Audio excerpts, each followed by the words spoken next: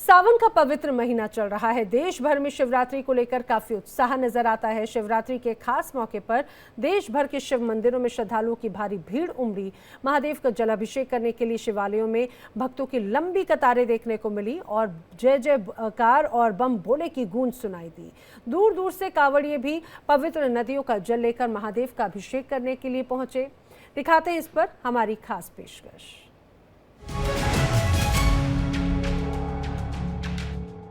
शिवरात्रि और सावन की शिवरात्रि को लेकर के लोगों के बीच में कई तरह के सवाल होते हैं और ख़ास तौर से ये कि वो जानना चाहते हैं महाशिवरात्रि और सावन की शिवरात्रि आखिर किन किन मायनों में अलग है और किन किन मायनों में बहुत महत्वपूर्ण है। तो सबसे पहले कब इसे मनाया जाता है और इसका हम जिक्र कर लें वो हम आपको बता दें।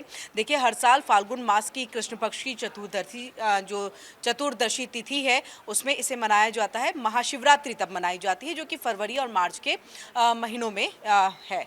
और इस बीच में अगर हम सावन शिवरात्रि की बात कर ले तो देखिए, सावन मास की यानी कि अभी का जो वक्त चल रहा है इसके कृष्ण पक्ष की चतुर्दशी तिथि को ये मनाई जाती है जो कि जुलाई और अगस्त और ख़ास तौर से देखिए ये जो सावन शिवरात्रि है वो खास तौर से सावन के महीने में ही, जिसका हमने पहले ही जिक्र किया कि अभी वो वक्त चल रहा है और आज ही वही पावन दिन है जब सावन शिवरात्रि जो है तमाम श्रद्धालुओं के बीच में आस्था का केंद्र है। सभी श्रद्धालु जो है शिवालयों में पहुंचे हुए हैं।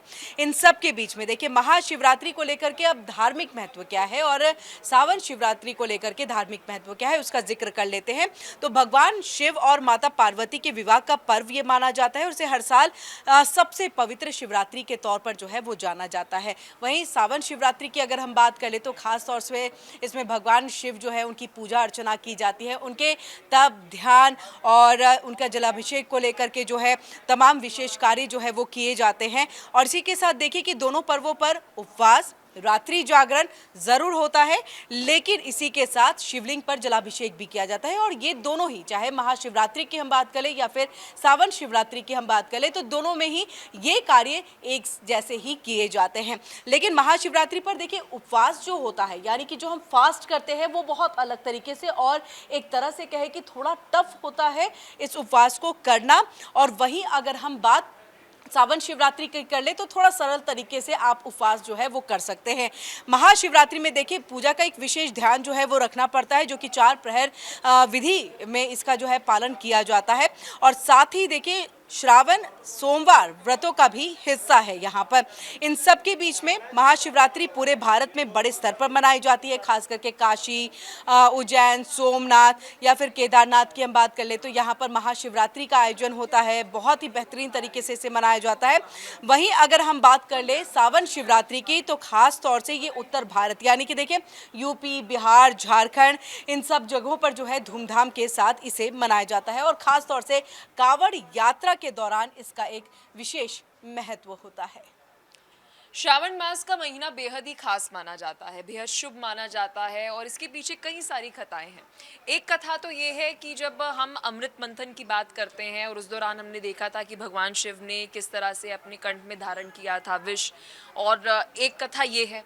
लेकिन वही कई सारी प्राचीन कथाओं की अगर हम बात करें तो हम देखते हैं कि इस महीने में 16 सोमवार के जो व्रत होते हैं वो भी कई सारी जो महिलाएं होती है, क्योंकि देखिए 16 सोमवार को लेकर ये कहा जाता है कि यहाँ पर आपको कोई भी काम ना हो, क्योंकि इसे अक्सर हम जोड़कर देखते हैं कि एक अच्छे वर की प्राप्ति हो, इसलिए जो कुंवारी महिलाएं होती हैं या लड़कियाँ होती है वो व्रत रखती है। ऐसा नहीं है। अगर हम बहुत सारी कथाओं को अगर देखते हैं तो उसमें ये बताया जाता है कि आपकी कोई भी कामना है, अगर आप 16 सोमवार के व्रत रखते हैं, फिर श्रावण में अगर जितने भी सोमवार पढ़ रहे हो, 4 पढ़ रहे हो, 5 पढ़ रहे हो, इस बार अगर हम श्रावण की बात करें तो 5 सोमवार हैं, तो इस दौरान भी अगर व्रत रखे जाते हैं तो कहा जाता है कि शिवजी जो है और माँ पार्वती जो है आपकी कोई भी कामना जो होती है उसको पूरा करती है। लेकिन इस दौरान अगर हम कथाओं की बात करें तो एक कथा ये भी बताती है कि माँ पार्वती ने शिव को प्राप्त करने के लिए बड़ी तपस्या जो है वो की थी। अब ये तपस्या जो है वो भी इससे जोड़कर देखा जाता है कि इस समय पर शिव और पार्वती का मिलन भी हुआ था, जब माँ पार्वती ने शिव के लिए तपस्या की और उसके बाद देखा कि इन दोनों का मिलन जो है वो हुआ। फिर उसके बाद बहुत सारी और भी कथाएं जो है वो सामने आती हैं, जब कहा जाता है कि एक सेठ था, जब उसे पुत्र की प्राप्ति नहीं हो रही थी तो उसके बाद उन्होंने 16 सोमवार का व्रत जब रखा तो फिर उन्हें पुत्र की प्राप्ति हुई। फिर उसके बाद ये कथा जो है वो सामने आती है। फिर उसके बाद और भी कई सारी माँ पार्वती को लेकर कथाएं जो है वो श्रावण मास में व्रत रखने के लिए जो है वो सामने आती हैं। हिंदू धर्म में सावन के महीने को अत्यंत पवित्र और पुण्यदायी माना जाता है। ये महीना विशेष तौर पर भगवान शिव को समर्पित होता है।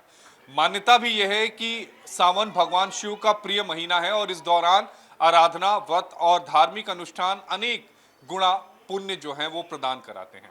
अगर आप सावन माह की बात करें तो ये प्रकृति भी हरियाली से भर जाती है और वातावरण में एक भक्ति का संचार होता है।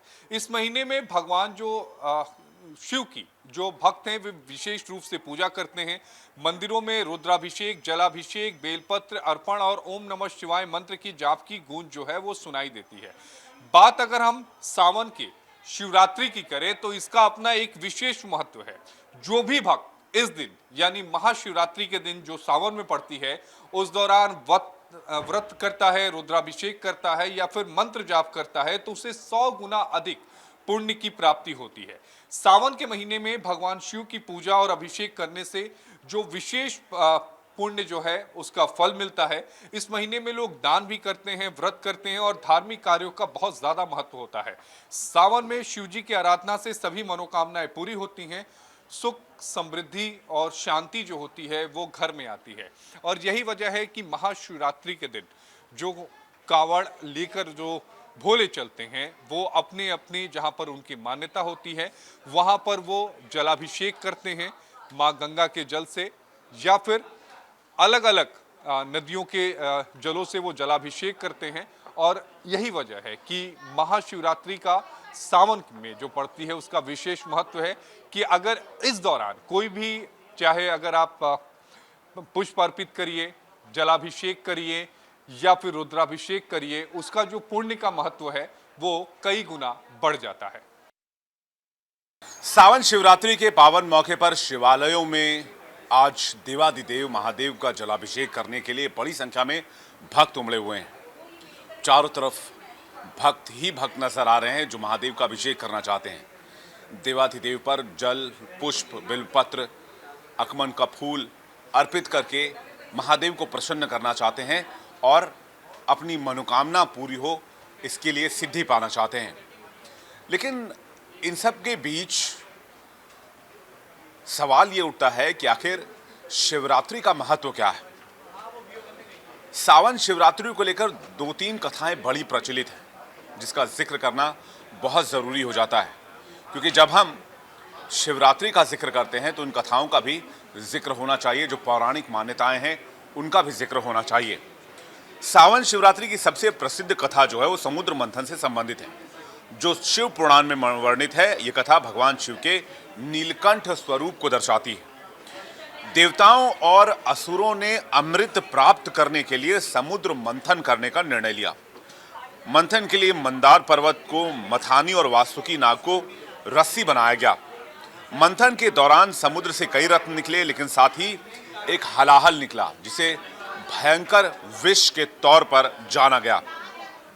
माना जाता है कि विष इतना खतरनाक था, इतना प्रचंड था कि पूरी सृष्टि, पूरा ब्रह्मांड डर गया कि ये विष समूचे ब्रह्मांड को खत्म कर देगा, और इतनी ताकत इस विष में थी।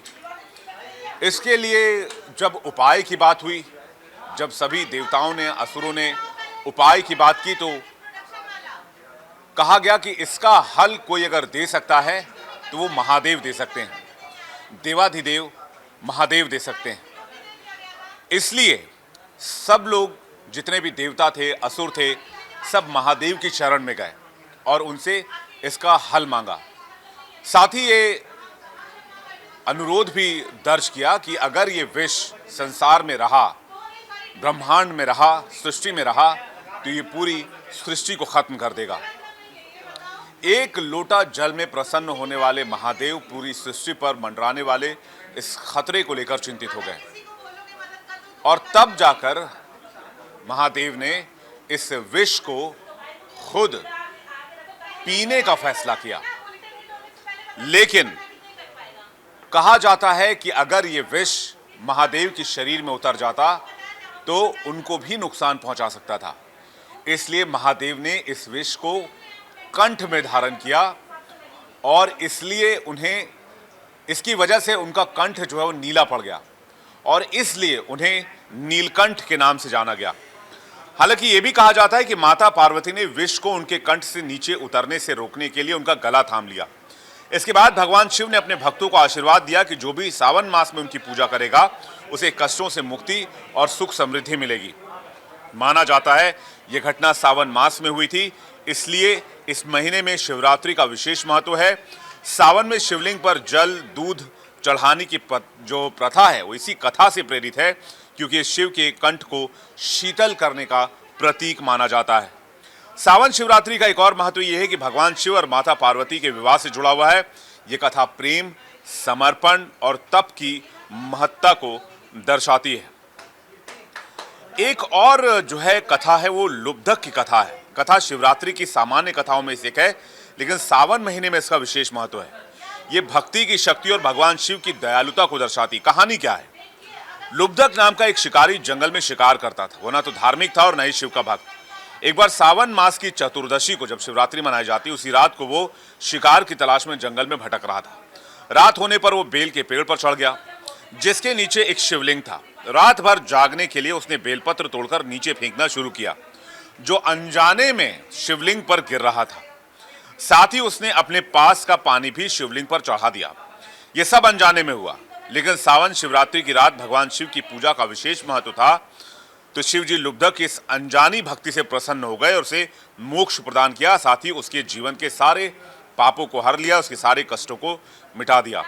इस कथा का जो लब्बो लुबाब यानी कि इसका जो क्रक्स है वो ये है कि भगवान शिव जो है वो भोलेनाथ इसलिए कहे जाते हैं, जो भक्तों की सच्ची और अनजानी भक्ति से भी प्रसन्न हो जाते हैं।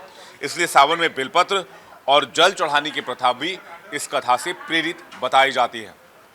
तो आप समझ गए होंगे कि महादेव को भोलेनाथ भी क्यों कहा जाता है, और यहीं से इन प्रथाओं की शुरुआत हुई।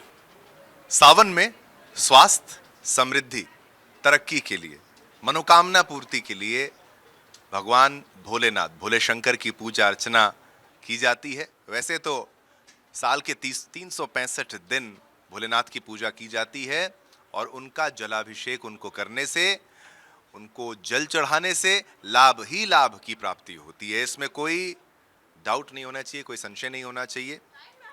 लेकिन सावन का महीना जो है वो अति उत्तम माना जाता है, और इस दौरान लोग भोलेनाथ की पूजा करते हैं, शिवलिंग पर दूध चढ़ाते हैं, जल चढ़ाते हैं, पुष्प चढ़ाते हैं, दही चढ़ाते हैं, और हर प्रकार के, कई प्रकार के रस अगर आप चढ़ाएं, अगर आप गन्ने का रस चढ़ाएं तो उसका एक अलग लाभ है, आप कुछ और चढ़ाएं तो उसका अलग लाभ है, अनार चढ़ाएं तो उसका एक अलग लाभ है, कोई और फल अगर आप उस पर चढ़ाते हैं तो हर ग्रह के उपाय को आप कर सकते हैं एक शिवलिंग पर जल चढ़ाकर या उनका अभिषेक करके।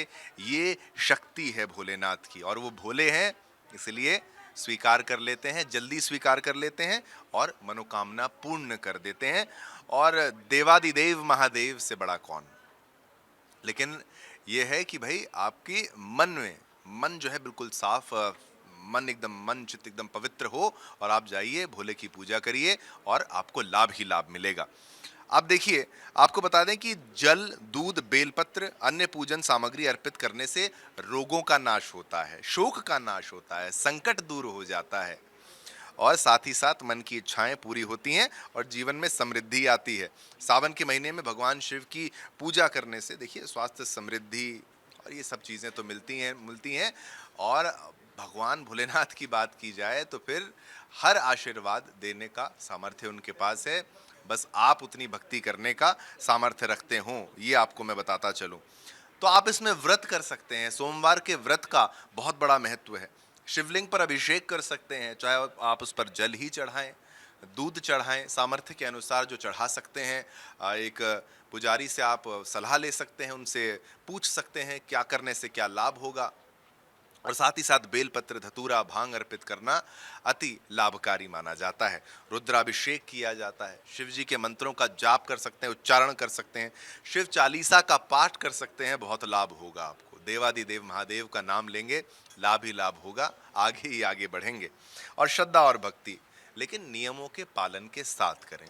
अभी कांवड़िए जो हैं वो कांवड़ यात्रा में भी सम्मिलित होते हैं, एक कहानी मैंने अभी सुनी थी, एक खबर मैंने सुनी थी, जहाँ एक माता पिता थे जिनका छोटा सा बच्चा महज 5 साल का, वो अब तक बोल नहीं पा रहा था। तो उन्होंने इस सोच के साथ कावड़ उठाई कि मेरा बच्चा अगर बोलेगा तो बिल्कुल, अगर मैं कावड़ उठाऊं और मेरा बच्चा बोले, ये उनकी मनोकामना थी और उनकी मनोकामना पूर्ण हुई भी। अब कुछ लोग इसको चमत्कार कहेंगे, कुछ लोग इसको भोलेनाथ का आशीर्वाद कहेंगे और कुछ लोग कहेंगे नहीं, ऐसा नहीं, ये होना था तो हो गया, लेकिन फल तो मिलता है भोलेनाथ की भक्ति में।